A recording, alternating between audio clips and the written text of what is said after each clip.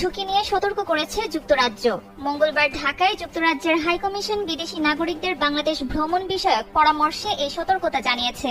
হালনাগাদ ভ্রমণ সতর্কতায় বলা হয়েছে, নির্বিচার সন্ত্রাসী হামলা চালানো হতে পারে।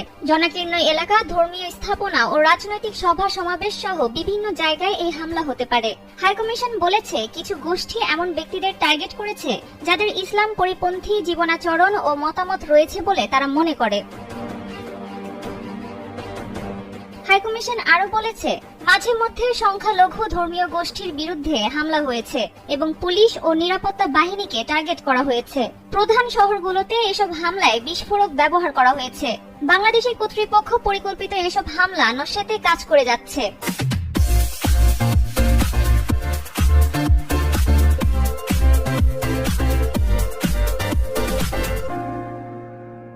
স্বল্প সময়ের নোটিশে আইন শৃঙ্খলা রক্ষাকারী বাহিনীর